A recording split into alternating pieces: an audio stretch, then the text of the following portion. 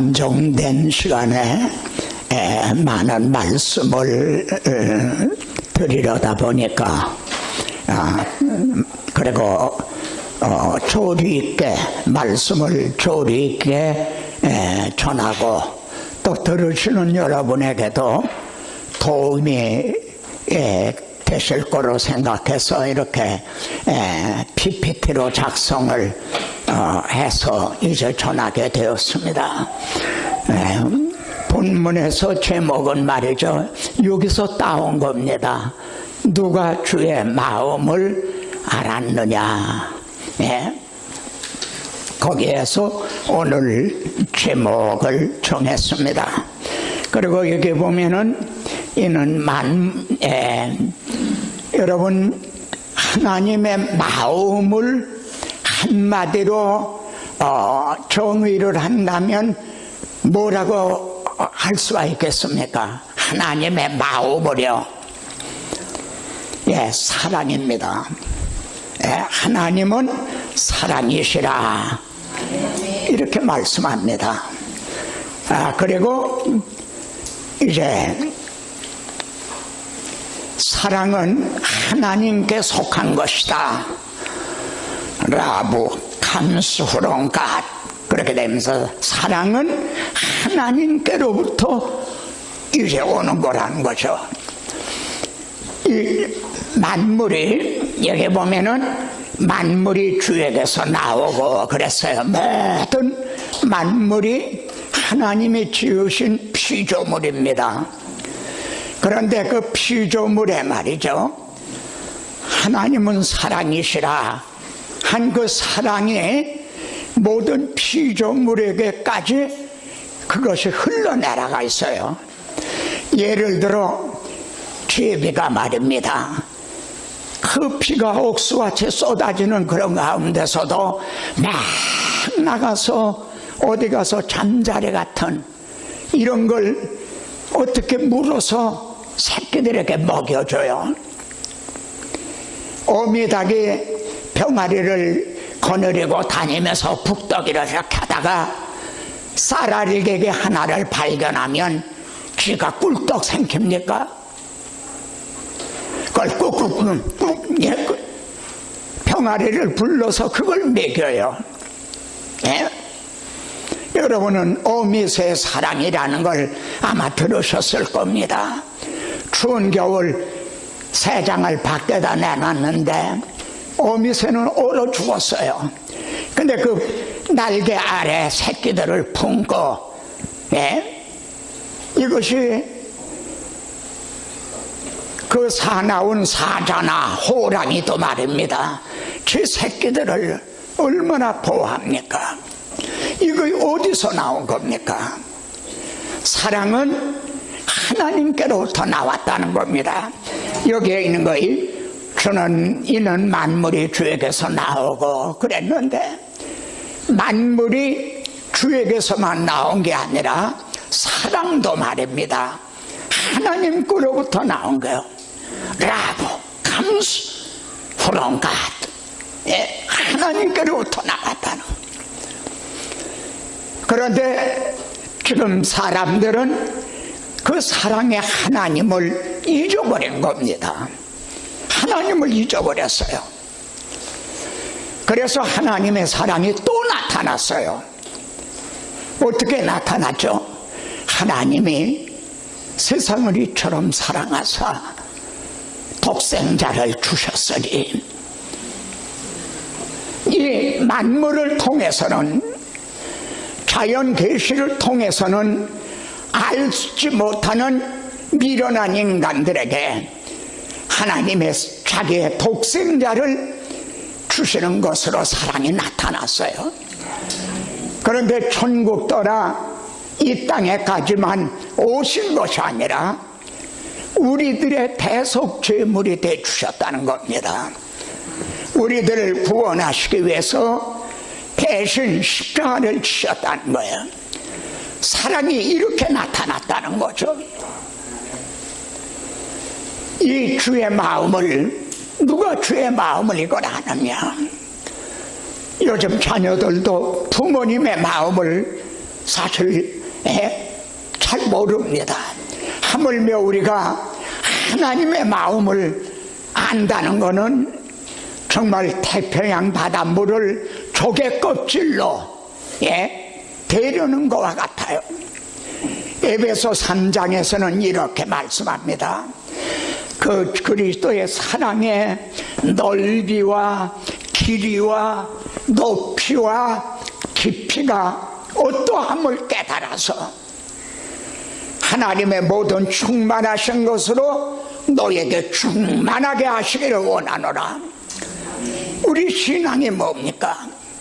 하나님의 마음, 하나님의 사랑을 알아서 그 하나님의 사랑이 우리 마음에 이루어지는 겁니다. 사랑을 우리가, 하나님의 사랑을 우리가 품는 겁니다. 그래서 하나님 우리 아버지를 닮아가는 거죠. 저는 오늘 설교를 통해서도 이를 말씀하려고 합니다.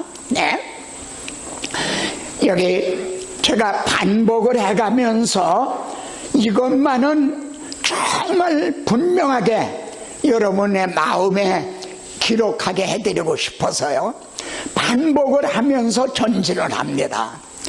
여기 보면은 하나님이 그 사람을 쫓아내시고 그랬어요. 아담 하와를 추방을 하셨어요. 그런데 추방을 하신 그 사람이 누굽니까? 여러분 누군지 아십니까? 하나님이 자기 형상대로 사람을 창조하시고 한 그 사람을 쫓아 잡아가신 거예요. 여러분이 자식을 추방을 했다. 그가 누굽니까? 엄마가 10달 동안 뱃속에 잉태하고 있고 젖을 먹여 키웠던 그 아버지로부터 받은 그 씨로 인하여 된 그 자식을 추방한, 지금 아담 하와를 추방하셨다 할 때 추방한 것만 생각을 해요. 아담 하와만 생각을 한단 말이에요. 그리고 어떻게 하나님이 이렇게 추방하실 수가 있단 말이냐? 또 심지어 이렇게 생각해요. 하나님 입장에서는 생각을 안 한단 말입니다. 하나님의 마음은 생각을 안 한다는 거죠. 추방한 그 사람이 누구냐면 하나님이 자기 형상대로 사람을 창조하시고 모든 것을 다스리게 하자, 하나님께서 지으신 모든 만물을 다스리게 하자, 하나님을 대리해서 다스리게 하자 한 바로 그 사람을 하나님은 추방하실 수밖에 없으셨어요. 왜 추방하실 수밖에 없었느냐? 하나님은 의로우신데 그들은 불법이 됐어요. 하나님은 빛이신데 그들은 어둠이 됐어요. 여러분 빛 앞에 어둠을 갖다 놔보세요. 빛과 어둠이 공존할 수 없어요. 추방을 안 해도 빛 앞에서 어둠은 물러가게 됐어요.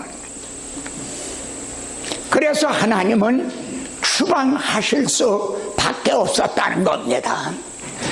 자, 하나님은 자기 백성을 잃어버리신 겁니다.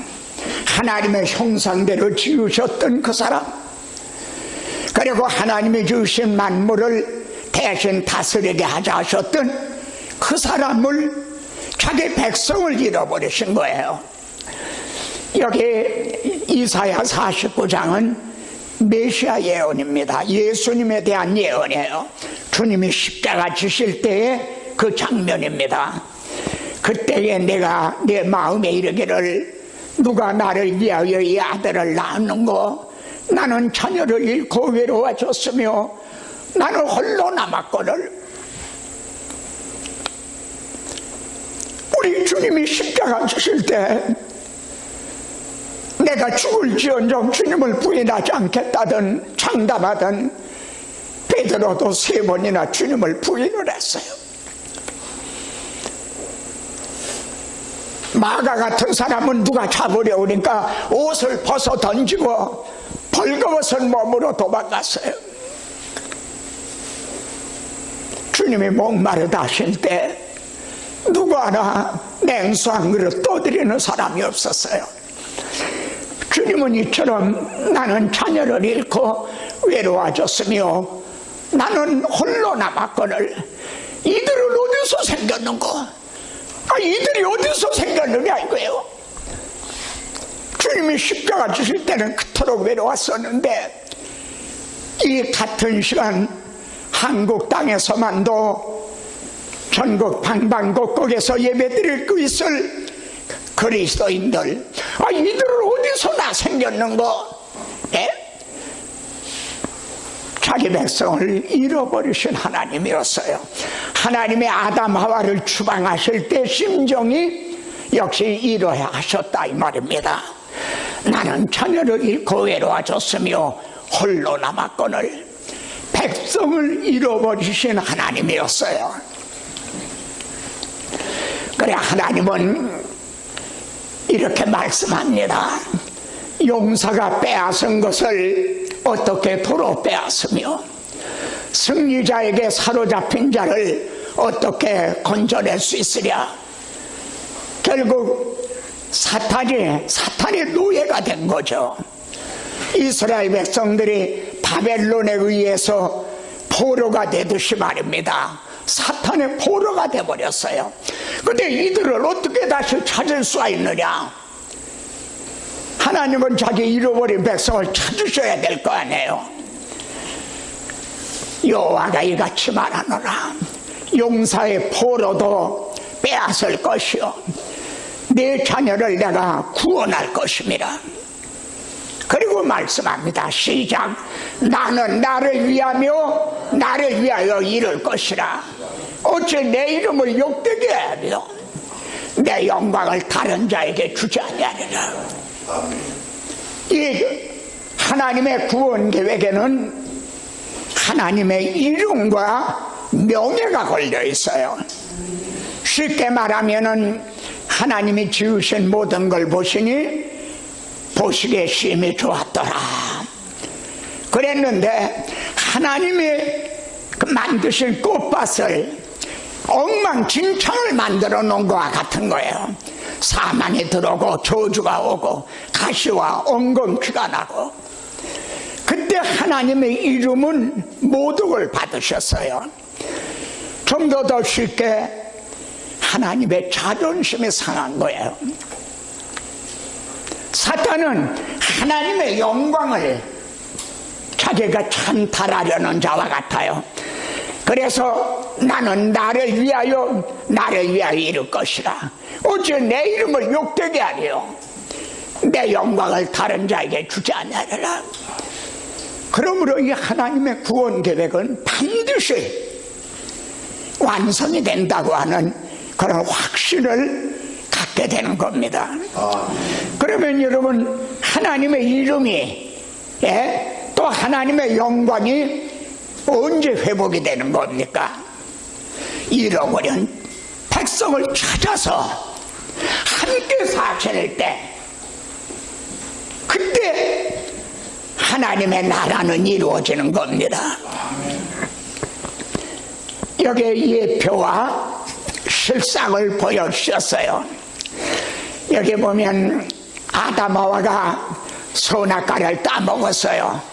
그들이 그날 바람이 불 때에 여호와 하나님이 내가 어디 있느냐 하고 찾아오셨어요.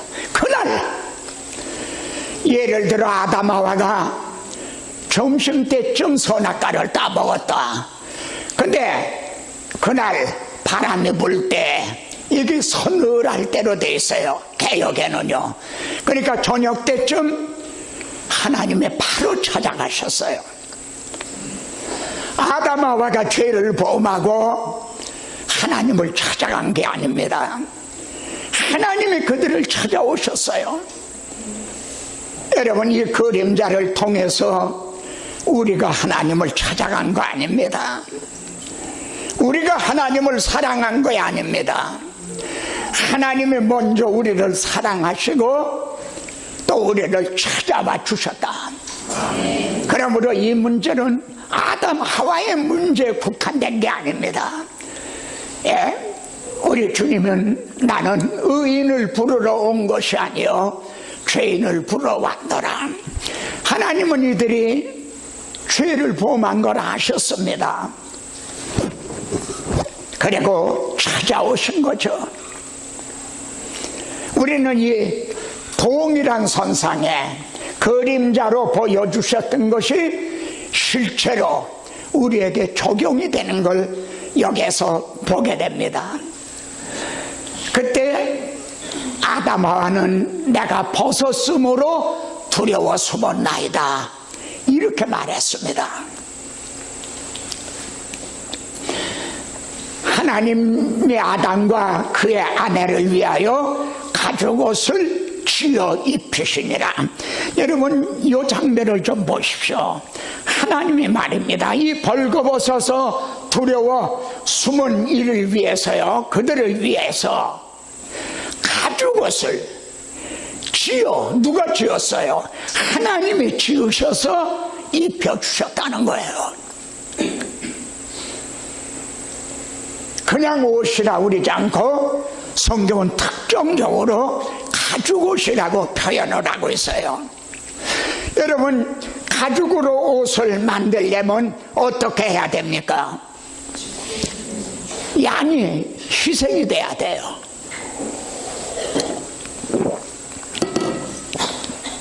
죄는 아담하와가 범했는데 죽은 것은 죄 없는 양이 죽었어요. 왜냐하면 그들의 벌거벗은 것을 가리워주기 위해서. 그리고 그냥 가죽옷을 입히시니라 그런 게 아니라 지어. 하나님이 한 손에는 골무를 끼고 한 손에 바늘을 가지고, 우리가 옛날 설날이 되면 말이죠, 가난한 집에서는 엄마가 자기 옷을, 그걸 가지고 자기 딸 때때 옷을 입혀줬어요. 저도 저희 가정도 그랬어요. 돈이 없어서 살 수는 없으니까 자기 치마를 자식에게 말해요. 이렇듯이 하나님이 가죽옷을 지어 입혀주셨어요. 여러분 우리에게 이 의의 옷을, 칭의라고 하는 의의 옷을 입혀주신 것은 하나님이 자기 아들을, 보라 세상 죄를 지고 가는 하나님의 어린 양이로다 십자가에 못 박으시고 그 가죽을 벗기듯 해서 하나님이 만들어주신 옷이에요.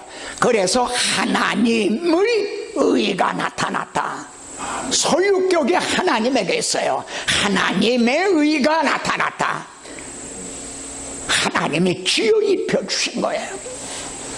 이렇게 성경은 하나님의 마음을 우리에게 전해주시는 게 성경입니다. 그런데 여기 보면은 아담이 벗었으므로 두려워 숨었나이다. 여기에 온전한 회개가 있었던 건 아니에요.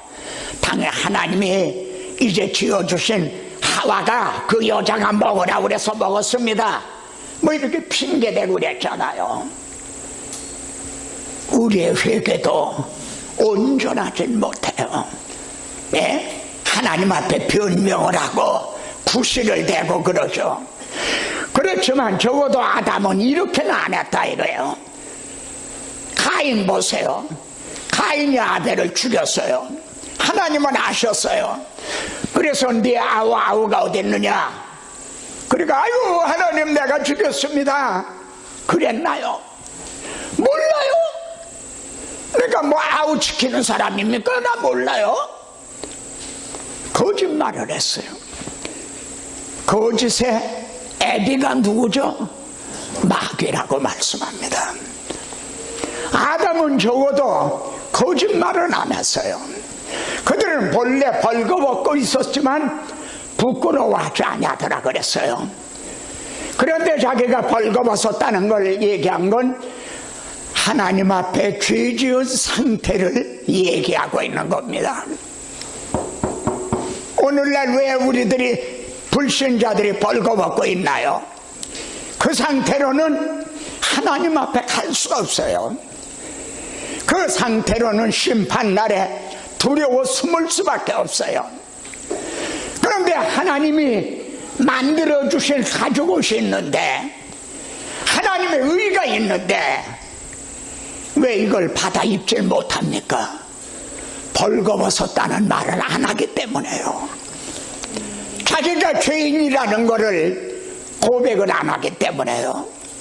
아담하와가 벌거벗었다고 안 했는데도 하나님이 강제로 가죽옷을 해 입히셨나요? 아닌 겁니다. 벌거벗었다고 했기 때문에 가죽옷을 해 입혀주신 거예요. 왜 멸망을 받게 됩니까? 자기가 벌거벗었다는 하나님 앞에 죄인이라는 이 고백을 안 하기 때문에요. 그런데 말입니다, 하나님의 아담하와에게 가죽옷을 지어 입혀주신 후에 말이죠, 하나님의 그 사람을 쫓아내셨다 그런 거예요. 이렇게 하신 하나님의 마음이 뭡니까? 쫓아내시려면 그냥 쫓아내시지, 왜 가죽옷을 지어 입혀서 쫓아내시는가? 이 하나님의 마음이 어디에 있는가? 여기에는요, 때가 되면 내가 너희들에게 가죽옷을 입혀서 그래서 돌아오게 하겠다, 이런 묵시적인, 문자적으로는 기록이 되어 있지 않지만은 여기에 하나님의 마음이 담겨 있는 거예요. 여러분이 점심을 먹으려고 엄마가 싸준 도시락을 열 때 그 도시락은 말이 없어요. 그러나 거기에 엄마의 마음이 담겨져 있는 거예요. 이렇게 가죽옷을 지어 입혀서 추방하시는 여기에 우리에게 향하신 하나님의 마음이 거기에 있었던 거예요. 때가 되면 내가 너희들에게 가죽옷을 입혀서 내게로 돌아오게 해주겠다. 구약에는요, 두 번 추방을 당하는 기사가 나와요. 한 번은 에덴에서 죄를 범해 추방을 당하게 되죠. 또 한 번은 출애굽을 해서 약속의 땅 가나안 땅에 들어갔는데 거기서 또 우상 숭배를 하고 그러다가 바벨론으로 또 추방을 당하게 되죠. 악순환이에요. 예?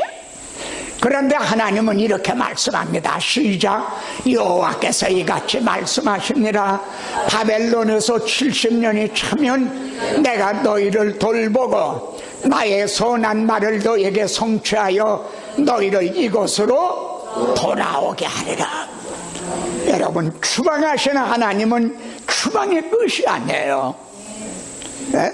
돌아오게 하시겠다는 거예요. 때가 되면, 예? 바벨론에서 70년이 차면은, 근데 그들이 돌아오게 되는 거는 자격이나 공로가 있어서가 아니라 나의 선한 말을 성취하여 하나님의 은혜라는 거죠. 네? 그리고 이렇게 말씀합니다. 여호와의 말씀이니라. 너희를 향한 나의 생각을 내가 아나니, 지금 너희가 바벨론으로 추방을 당하게 되니까 막 원망하고 절망하고 비통해하지만 너희는 내 마음을 모른다. 그러나 그걸 내가 아나니 평안이요 재앙이 아니더라. 너희에게 미래와 희망을 주는 것이라. 여기에서 말입니다. 편안이요 재앙이 아니라 그러셨어요. 어떻게 추방당하는 게 어떻게 그게 편안입니까? 재앙이지. 여기입니다. 현재는 재앙이라는 거예요. 현재는 고난이라는 겁니다. 그러나 장래는 소망을 주신다는 겁니다. 그래서 우리들의 현재 고난은 장래 받을 그 영광과 좋게 비교할 수가 없다. 이게 믿음입니다. 이것이 우리에게 향하신 하나님의 마음입니다. 그런데요, 이 하나님은 저들을 바벨론으로 추방하시면서요, 그들을 따라가셨어요. 이걸 좀 보십시오. 이게 하나님의 마음이요. 시작. 너희 조상들이 애굽 땅에서 나온 날부터 오늘날까지 내가 내 종 선지자들을 너에게 보내되 끊임없이 보내었으나, 보내고 또 보내고, 죽이면 또 보내고 또 보내고, 그리고 그들에게 경고했어요. 너희들이 이렇게 하나님을 버리고 메시아 언약을 버리고 우상을 숭배하게 되면 멸망을 당하게 된다, 심판을 받게 된다. 선지자를 보내되 부지런히 보내셨어요. 그러나 그들은 끝내 회개하지 않았어요. 그래서 바벨론으로 추방을 당하게 됐어요. 내가 비록 그들을 멀리 이방인 가운데로 쫓고 열방에 흩었으나, 그런데 말입니다, 여기 보십시오. 잠깐 그들에게 송수가 되리라. 이게 무슨 뜻이죠? 바벨론으로 추방을 하시면서요, 잠깐 그들에게 송수가 되리라. 솔로몬이 지은 예루살렘 성전 건물이 옮겨간다는 겁니까? 그 물리적인 얘기가 아니에요. 하나님이 따라가시겠다는 겁니다. 잠깐요. 왜? 70년이 차면은 그들을 다시 데리고 돌아오실 테니까. 그래서 잠깐 동안 송수하되리라 하신 거예요. 그 배은망덕한, 그 괘씸한 그들을 따라가시는 하나님이었어요. 그리고 너희를 흩은 열방 가운데서 모아내고 나가 다시 데리고 돌아올 것이다. 지금 바벨론에서만 그런 게 아닙니다. 에덴에서 추방을 당했던 아담의 후손들인 우리들도 다시 데리러 오신다는 거예요. 그래서 여기 따라가시는 모습을 보십시오. 여호와의 영광이 구룹에서 올라, 여기 지성소가 구룹, 거기가 하나님의 임재를 상징하는 곳이거든요. 거기에 하나님의 영광이 있었는데 떠오르는 거예요. 따라가시려고요. 그래서 문지방까지 나오시는 거예요. 여러분, 여기서 오해하시지 마십시오. 하나님은 우리들에게 이를 지금 환상을 통해 보여주시는 거예요. 뭐를? 하나님의 마음을요. 우리가 알아들을 수 있도록, 이해할 수 있도록 우리들의 눈높이에서 하나님의 마음을 지금 우리들에게 계시하시는 거예요. 너희가 믿는 하나님은, 나 하나님은 너희에게 향한 내 마음은 이러하다. 이걸 우리가 이해할 수 있는 눈높이에서 지금 말씀을 하는 거예요. 그래서 지금 구룹에서 하나님의 영광이 올라 문지방에 임하더니요, 여호와의 지로 들어가는 동문에 머물고 문지방을 떠나 동문에, 그랬더니 여호와의 영광이 성읍 중에서 돌라 동편산에 머물고, 이 동편산이 예루살렘 기드론 골짜기를 지나 건너편에 있는 감람산입니다. 거기까지 지금 떠나시는 거예요. 그러더니 갈대아에 있는 사로잡힌 중에 이르시더니 그 포로가 된 그들 따라가신 거예요. 그러더니 내가 보던 이상이 나를 떠난지라. 하나님은 이걸 이상으로 보여주셨어요. 그런데 여기서 우리가 보는 건요, 머물고 그런 말씀이에요. 지금 하나님의 아내와 같았던 예루살렘 성전, 이걸 적에게 내주고 떠나시는 하나님의 발걸음이 가볍지가 않은 거예요. 저 수원에 보면 지지대라는 거 있죠. 정조왕인가요? 아버지 묘에 갔다가 돌아가면서 발걸음이 떨어지지 않아서 지지대, 하나님의 발걸음이 이런 거예요.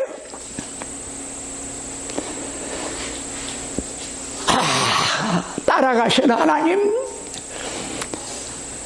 그때 바벨론에서 무슨 사건이 일어났습니까?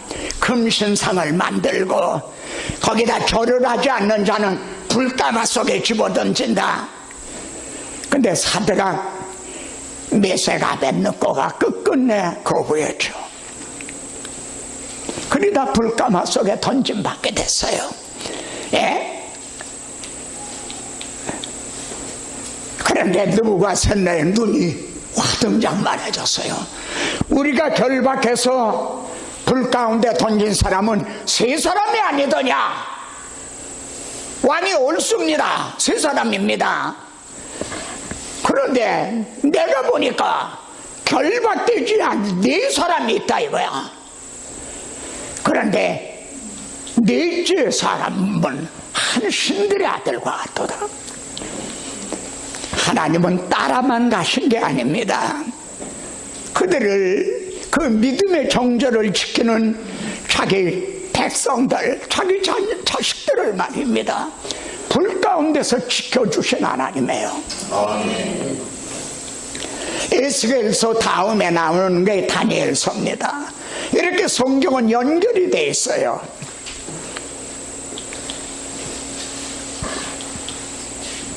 느부갓네살이 뭐라고 말합니까? 사드락과 메삭과 아벳느고의 하나님을 찬송할지어다.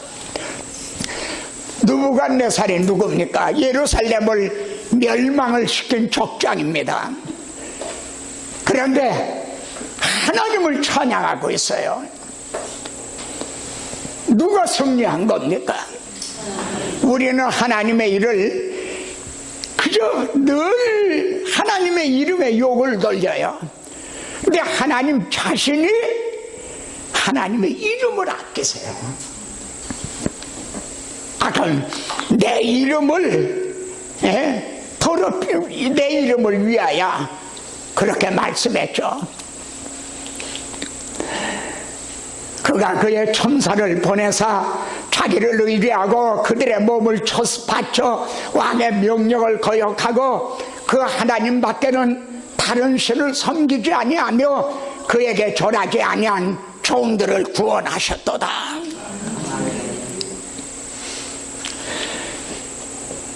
그런데 이스라엘 하나님의 영광이 동쪽에서부터 오는데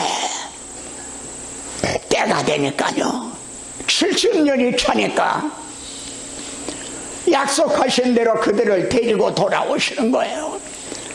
동문을 통해서 나갔더랬죠. 떠날 때도요, 하나님의 영광이 동쪽에서부터 오는데 여호와의 영광이 동문을 통하여 성전으로 들어가고 회복이 됩니다. 영의 나를 데리고 안뜰에 들어가시기로 내가 보니 여호와의 영광이 성전에 가득하더라. 회복이 된 거죠.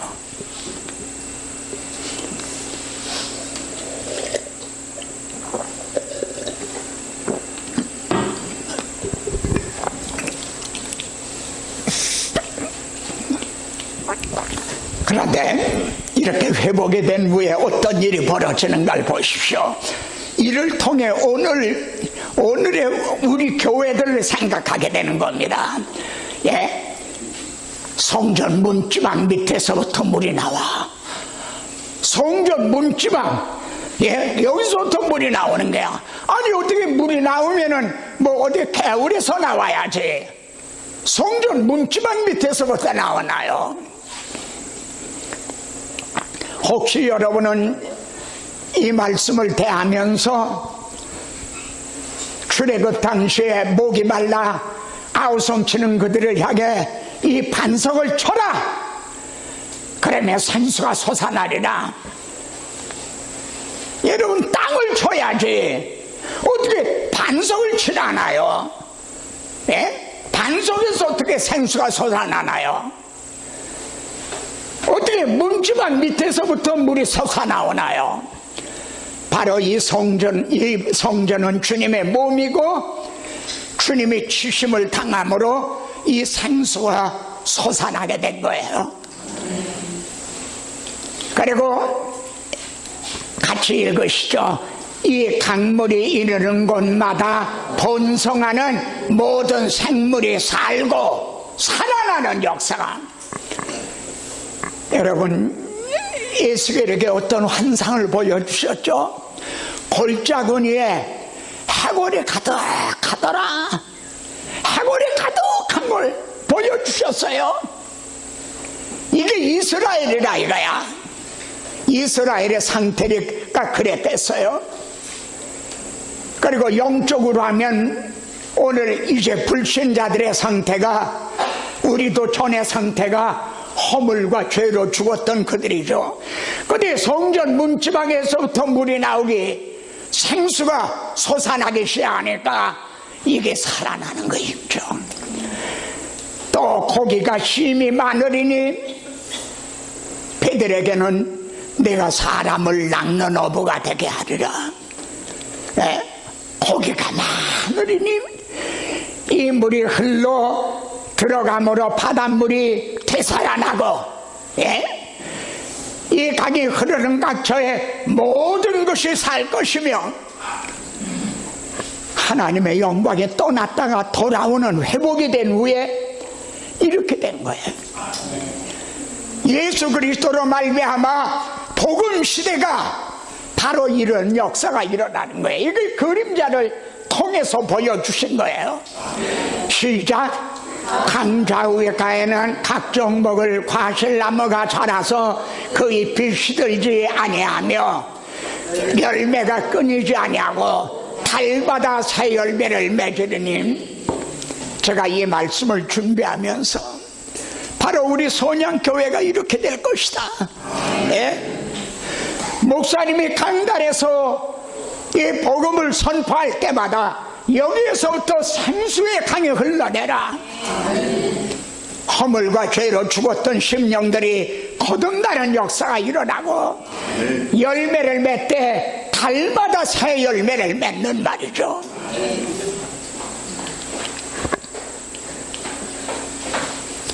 어떻게 이런 역사가 일어나면 그 물이 성소를 통하여 나옵니다.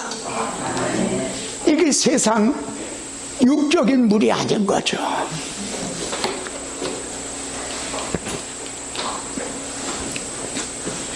그런데 이제는 그림자 시대, 구약 시대가 지나고 신약 시대, 실제로 추방당한 우리를 찾아오셨어요.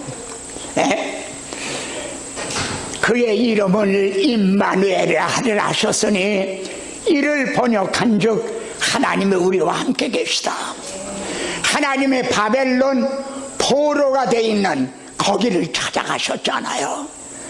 오늘 우리들은 사탄의 포로가 돼 있는 우리들을 하나님이 찾아오신 거예요. 그걸 구약 성경의 그림자를 통해서 보여주신 것이죠. 그리고 말씀하기를 인자가 온 것은 잃어버린 자를 찾아 구원하려 함이라. 예? 그리고 인자가 온 것은 자기 목숨을 많은 사람의 대성물로 주려 함이라. 그리고 속량으로 말미암아 하나님의 은혜로 의롭다 하심을 얻은 자 되었다.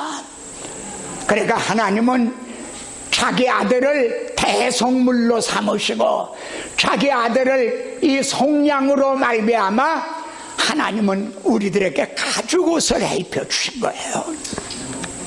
의롭다함으로 깨주신 거예요. 이 의롭다함을 얻은 것은 주님의 속량으로 가능해졌어요. 주님의 대속 제물로 가능해진 거예요. 그러니까 구약적으로 표현하면은 하나님의 우리들에게 가죽옷을 지어 입혀주신 거예요. 여러분은 지금 그 옷을 입고 하나님 앞에 예배를 드리고 있는 겁니다. 그런데 계시록 3장에 나오는 라오디게아 교회는 우리는 부자 교회다, 부족한 것이 없다 그랬어요. 그러나 그건 사람이 보는 관점이에요. 우리 주님이 보실 때는 내 가련한 것과 가난한 것과 눈먼 것과 벌거벗은 걸 알지 못하는도다. 그들은 벌거벗고 예배를 드린 거예요. 오늘날은 이런 교회가 없다고 말할 수가 있나요? 여러분들은 지금 전부가 이 의의 옷을 입고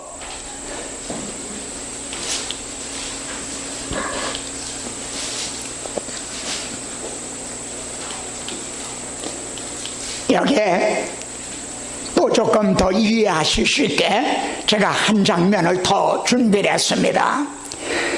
바벨론에서 돌아온 후에 대제사장 여호수아는 여호와의 천수 앞에 섰고, 근데 사탄은 그 오른쪽에서요 그를 대적하는 것을 여호와께서 보여주셨어요. 마귀가 대제사장을 막 대적을 해요. 왜 대적을 하느냐? 여호수아가 더러운 옷을 입고 있는 거예요. 그러니까 사탄은 네 주제를 바라봐야. 그렇게 더러운 옷을 입고 있으면서도 뻔뻔스럽게 대제사장이라고 하나님 앞에 있느냐? 네가 더러운 옷을 입고 뻔뻔스럽게 목사라고 설교를 하고 있느냐? 이렇게 대적을 하고 있는 거죠.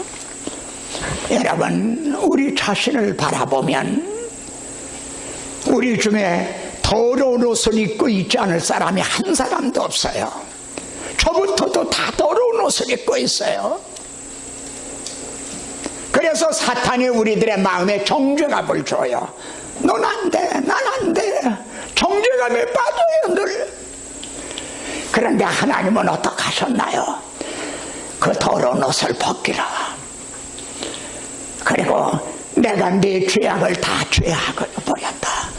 더러운 옷이 죄에 대한 상징인 거죠. 근데 거기서 끝인 게 아니에요. 시작. 내게 아름다운 옷을 입히라. 이게 가져오세요. 이게 우리에게 입혀주신 칭의예요. 대제사장이 한 건 아무것도 없어. 가만히 벗기시는 대로 가만히 있고 입혀주시는 대로 자격도 없고 공로도 없지만 정말 염치도 없지만 하나님의 은혜로 값없이 이렇게 의롭다함을 얻은 거죠. 성경은 이처럼 우리들에게 이 복음의 확실성을 이해할 수 있도록 여러 모양으로 보여주고 계신 거예요.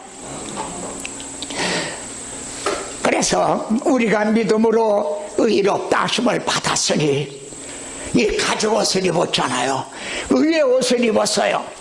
그러면은 하나님과 화평을 누리자. 그러면 하나님도 의로우시고, 전에는 아담과 불법이 됐어.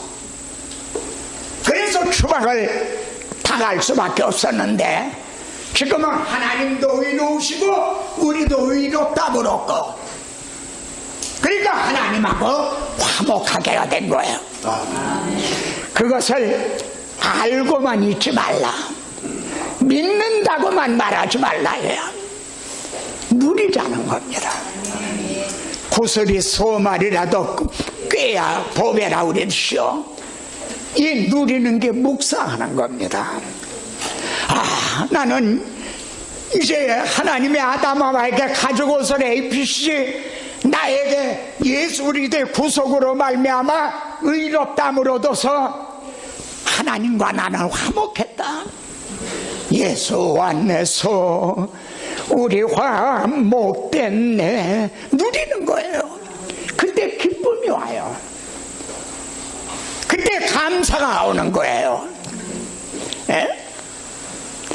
이게 항상 기뻐하라, 범사에 감사하라, 이걸 누리게 될 때 그게 가능해지는 거예요. 그 다음에요, 여기 보십시오. 또한 그래요. 또 있다 이거야. 의롭다함을 얻는 사람들에게 주시는 축복이 또 있다. 시작. 또한 그로 말미암아 우리가 믿음으로 서 있는 이 은혜 안에 들어감을 얻었으면. 아담하와는 하나님 앞에서 추방을 당했댔어요. 근데 이제 이 의의 옷을 입고 은혜 안에 들어가는 거예요. 그럼 언제 들어가나요? 이 땅에서는 지금 들어가는 시간이에요. 우리가 지금 예배드리는 건 하나님의 은혜 보좌 앞에 들어가는 거예요. 그리고 여러분이 혼자서 기도할 때도 은혜 보좌 앞에 들어가는 거예요. 여러분 기도하실 때 난 하나님이 입혀주신 이 가지고 의의 옷을 입고 우리 주님이 십자가상에서 휘장을 열어주셨잖아요. 그 휘장을 통과해서 나는 지금 은혜 보좌 앞에 나간다. 이 기도는 접촉점이 중요해요. 첫 단추를 잘 끼워야 이게 뒤틀리지가 않아요. 그걸 먼저 묵상을 해보세요. 그러려면 쭉 하는 외마디 감사가 터져 나오게 돼요. 여러분의 기도는 벌써 상달이 된 거예요. 이 은혜 안에 들어가는 거예요. 예배 드릴 때, 기도를 드릴 때, 그리고 우리들이 주님 오시는 날, 혹은 제가 아버지 앞에 갈 때 영광에 들어가게 되는 거예요. 영원한 영광에 그날에 들어가게 되는 거죠. 그렇게 돼서 회복이 됐잖아요. 이제 에덴에서 추방을 당했던 우리들이 이제는 은혜 안에 들어가게 됐단 말이에요. 바벨론에서 포로됐던 자들이 돌아와서, 그러니까 어떤 일이 일어난가? 내가 주는 물을 마시는 자는 영원히 목마르지 아니하리니, 주님이 이 강단에서부터 주님으로부터 생수가 흘러나오는 거예요. 이것이 오늘의 교회인 거예요. 그런데 찬송가에는 외치는 자는 많건만은 생명수는 말랐어라. 오늘날 점점 이렇게 돼가고 있는 게 현실이긴 거예요. 시작. 내가 주는 물은 그 속에서 영생하도록 솟아나는 샘물이 되리라. 죽었던 우리가 살아나면서요, 여기에서 생수가 솟아나는, 기쁨이 솟아나고 감사가 솟아나는 말이죠. 시작. 명절 끝날고 큰 날에 예수께서 서서 외쳐 이르시되 누구든지 목마르거든 내게로 와서 마시라. 예수 그리스도로 말미암아 회복의 역사가 이루어지니까 이제는 생수가 이렇게 흘러나오는 거예요. 나를 믿는 자는 성경의 이름과 같이 그 배에서 생수의 강이 흘러나리라 하시니라. 우리 선양교회 성도님들 보면요, 목회를 바울은 건축에다 비했어요. 어떤 분은 금이나 은이나 보석으로 지어요. 근데 어떤 사람은 나무나 풀이나 짚으로 지어요. 어느 게 쉬워요? 나무, 풀, 짚으로 짓는 게 쉽죠. 그리고 부피도 크죠. 금은 보석으로 지려면 힘들고 또 이제 숫자도 적고. 근데 여러분들을 제가 와서 며칠 동안 지켜보는 동안에 정말 여러분들은 보배로운 존재예요. 네?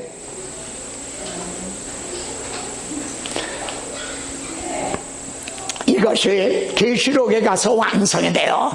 같이 봉독하겠습니다.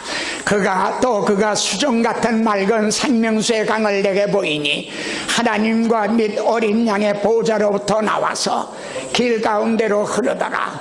강 좌우에 생명나무가 있어 12가지 열매를 맺대. 달마다 그 열매를 맺고 그 나무 잎사귀들은 만국을 치료하기 위하여 있더라. 계시록에 가서 이것이 온전히 성취가 이제 되는 거죠. 그런데 주님은 바벨론에 따라가셔서 그들을 불가마, 사드락 메섹을 불가마 속에서 지켜주셨잖아요. 그 주님은 오늘도 우리에게 뭐라고 말씀해요? 볼지어다 내가 세상 끝날까지 너희와 항상 함께 있겠다. 바벨론에만 따라가신 게 아니에요. 우리를 고아와 같이 버려두시지 않고 지금 우리와 함께 계세요. 아멘. 네? 그리고 이제 에베소 교회 사자에게 편지하기를 오른손에 7개를 붙잡고, 여기 우선은요 7별이라고 하는 건 7교회 사자라 그랬거든요. 그러니까 우선은 이제 목사님이죠. 목사님 한 분이 바로 서면 교회가 바로 설 수가 있어요. 그러나 넓은 의미에서는 전부 여러분이에요. 왜냐하면 요한복음 10장에 보세요. 내가 저희에게 영생을 주노니, 여러분에게 영생을 주노니 내 손에서 빼앗을 자가 없나니라. 여러분들은 지금 예수 그리스도가 붙잡고 계세요. 또 저희를 주신 내 아버지는 만유보다 크심에 아무도 아버지 손에서 빼앗을 수 없나니라.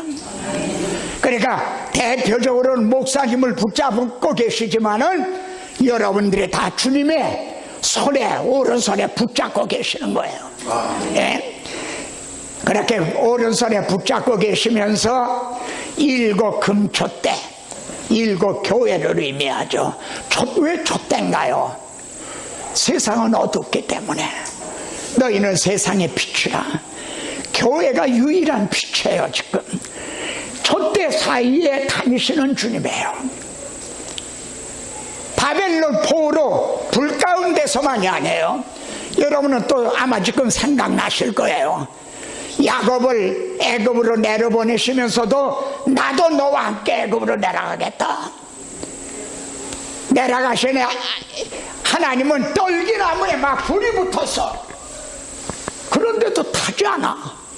하나님의 그 가운데서 모세야 모세야 하고 부르셨어요. 얼마나 정확해요. 이거보다 얼마나 더 쉽게 설명할 수가 있습니까? 이보다 얼마나 더 얘기를 해야 여러분의 믿음이 견고해질 수가 있나요?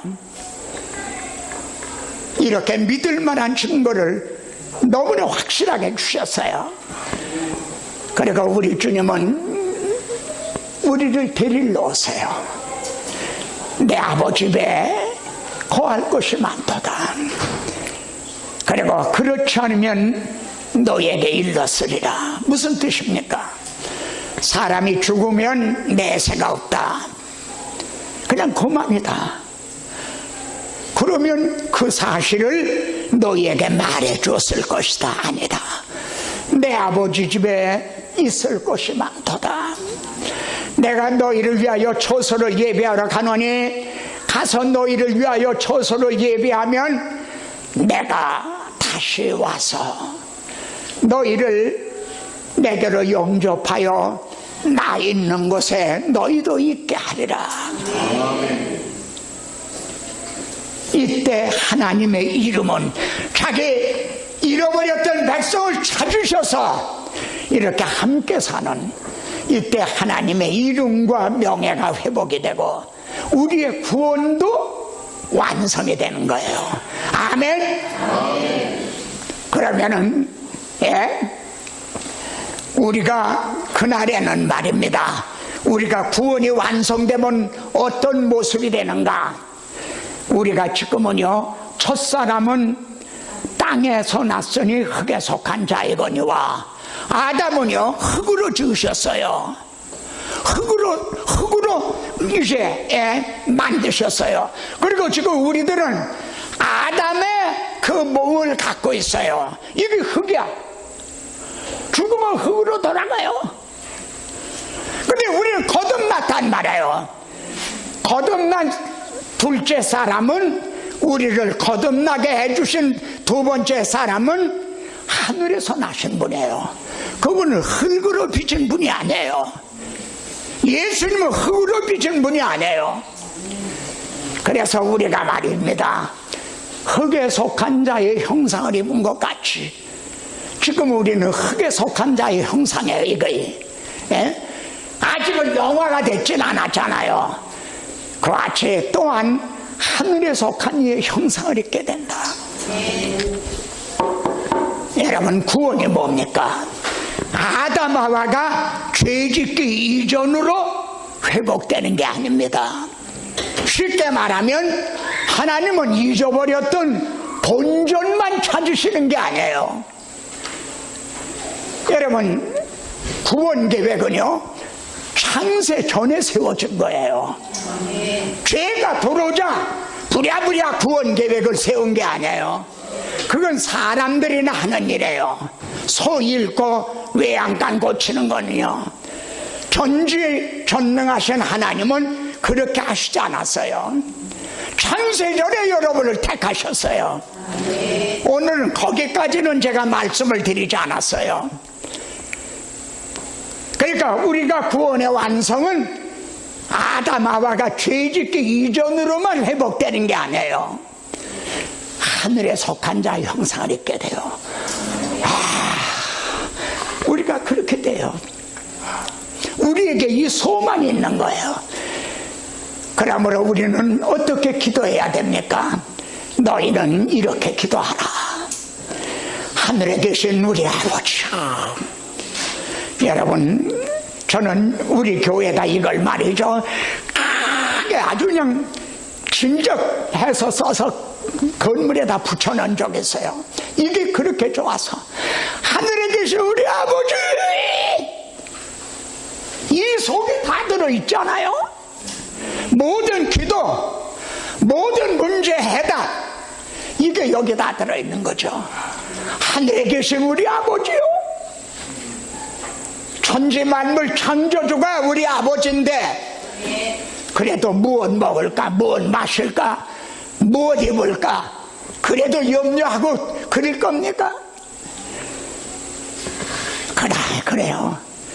이름이 거룩히 여김을 받으시오며, 하늘에 계신 우리 아버지요, 첫째가 아버지의 이름이 거룩히 여김을 받으시오며, 누구를 통해서요?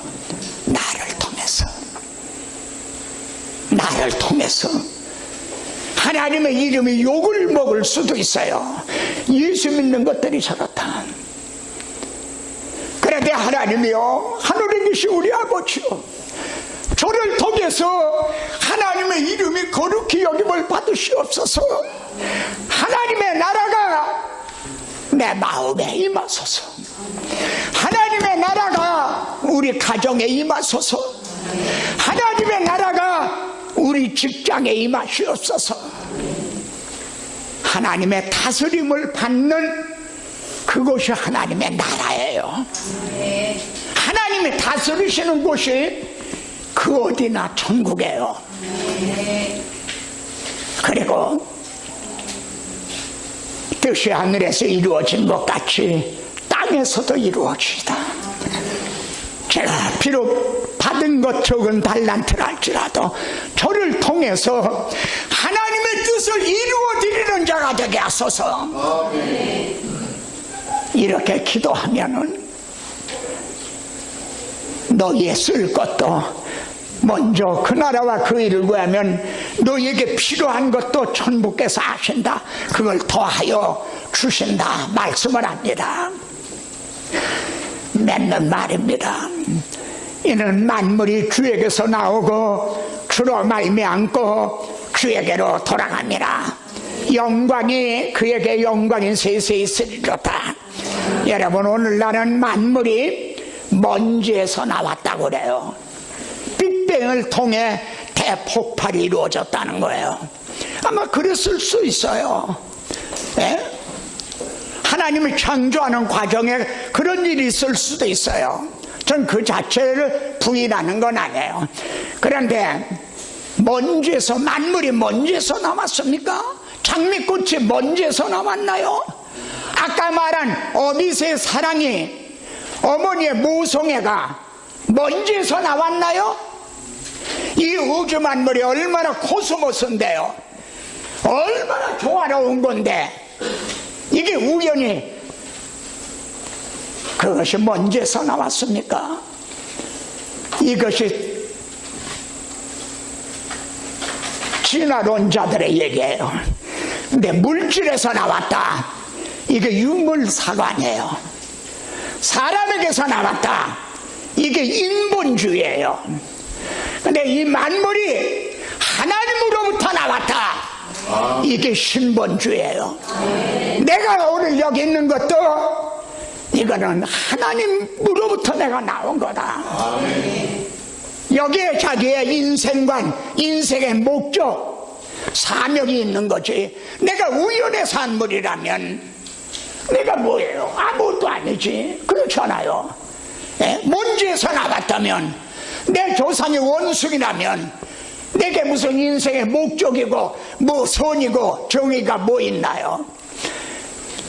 그리고 주로 말미암은 거, 지금도 주님의 섭리 가운데, 그리고 결국은 주에게로 돌아갑니다. 하나님은 시작하신 것을 완성을 하십니다. 그래서 모든 영광이 그에게 세세토록 있을지어다. 우리도 아멘 할 것밖에 없습니다. 주의 말씀 받은 그날 참 기쁘고 복되도다. 이 기쁨만 못 이겨서 온 세상에 전하노라. 기쁜 날 주 나의 죄 다 씻은 날 늘 깨어서 기도하고 늘 기쁘게 살아가리. 기쁜 날 주 나의 죄 다 씻은 날.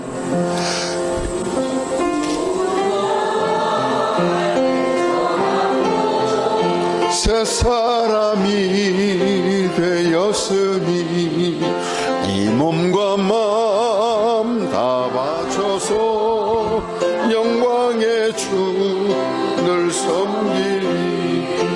기쁜 날 주 나의 죄 다 씻었나. 늘 깨어서 기도하고 늘 기쁘게 살아가리. 기쁜 날 주 나의 죄. 손 올리시고 새 사람 된 그날부터 평안한 마늘 있어서 이 복된 마 정함으로 내 할멈도 삼았도다. 기쁜 날 주 나의 죄 다 씻었나. 누려서 기도하고 늘 기쁘게 살아가리.